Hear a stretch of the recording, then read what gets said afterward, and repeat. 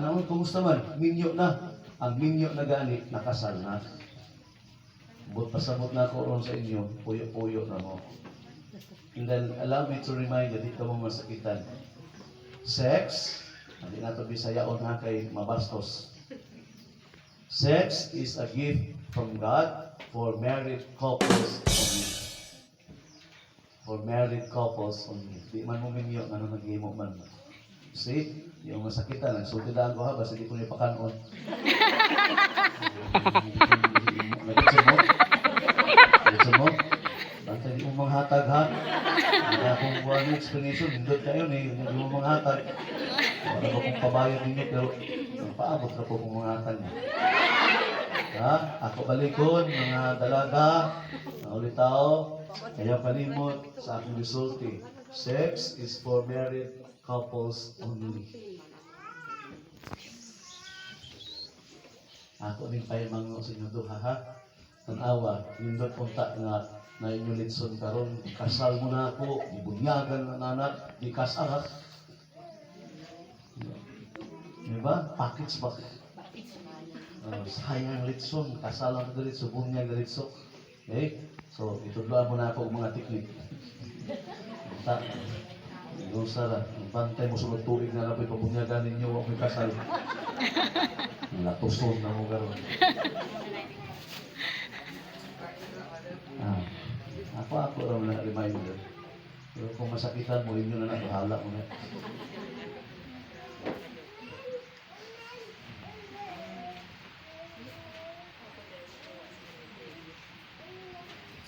Mga ginikanan, ninong-ninang, kaparitihan o kahigalaan, pagkadako sa inyong kalipay nga bidawat ni inyong bata isip gasa sa Diyos.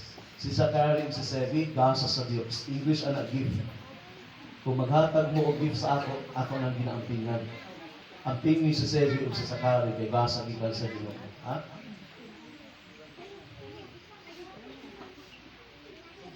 Ninong o ninang, andam ba kamo sa pagtabang ni ining mga ginikanan diha sa ilang pagtuman sa katungdanan sa pagkakrisyanos nga inahan ug amahan?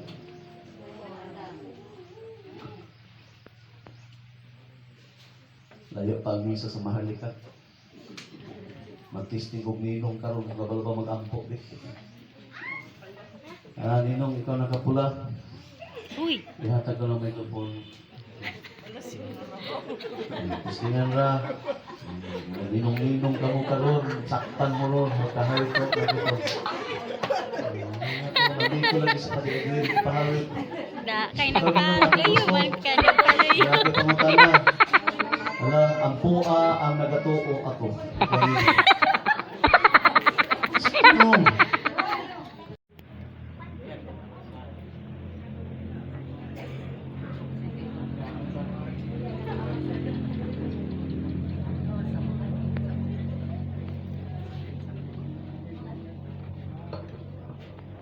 Kasi pangalan niyo mo, bro?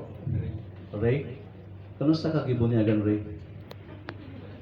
Tawa. Sakpan nga akong ginako lagi. Ini mga ginika na wala magtudlo kanusta gibunyagan ng ilang anak.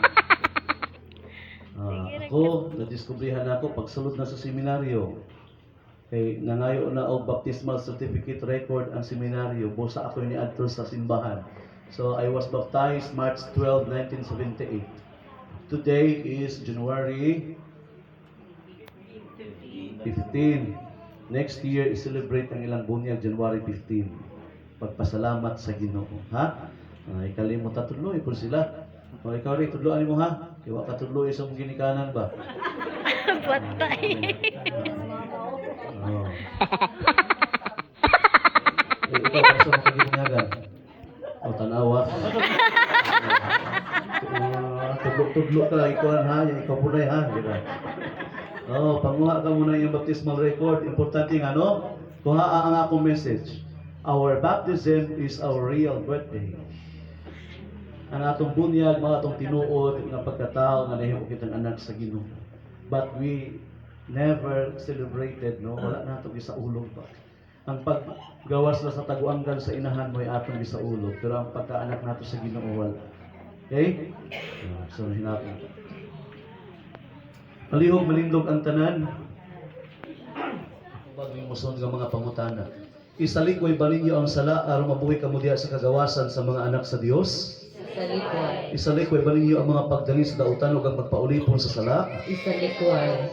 Isalikoy ba ninyo sa Satanas ang amahan sa salag prinsipe sa kangitingitan? Isalikwan. Kitang tanan, nagatuo ako sa Dios, amahan ng makahanggang sa tanan. Magbubuhat sa langit ug sa yuta. Nagatuo ang Hesukristo iyang bugtong anak atong Ginoo. Ipanangtong siya sa lalang sa Espiritu Santo, na tawag ka ni Maria nga ulay. Gisakit sa sugo ni Poncio Pilato, gilansang sa krus na matay o gilubong. Niadto siya sa nangamatay sa ikatulo ka adlaw na banhaw siya. Misama sa langit nagalingkod sa tuo sa Dios ang amahan makagahom sa tanan. Mupa ito, mubalik siya ang paghukom sa mga buhi. Maria, panagbinig ka nimo sa ngalan sa Amahan, sa Anak, sa Espiritu Santo. Zevie, panagbinig ka nimo sa ngalan sa Amahan, sa Anak, sa Espiritu Santo.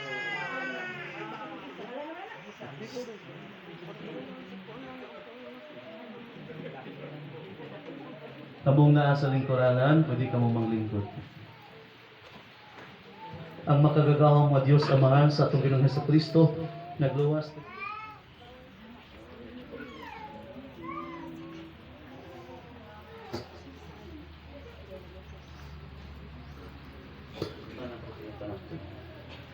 Zacary o Zevie, bago na kamo mga binuhat, nagsuod na kamo kang Kristo nini maputing sapot tanawang tato nga timaan sa iyong Kristiyanong katungganan, uban sa panabang sa inyong banay kahigalaan, pinagi sila mga pulong paniingnan, dada ka ng dungog nga walay buling ngadto sa walay katapusan kinabuhi sa langit. Amen.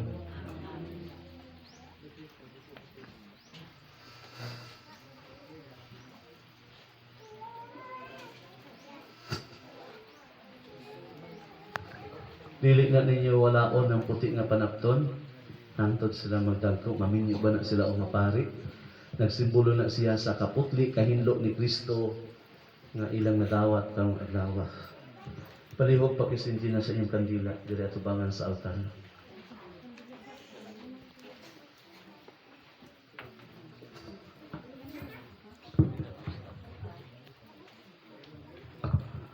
Dawata ang kahayag ni Kristo.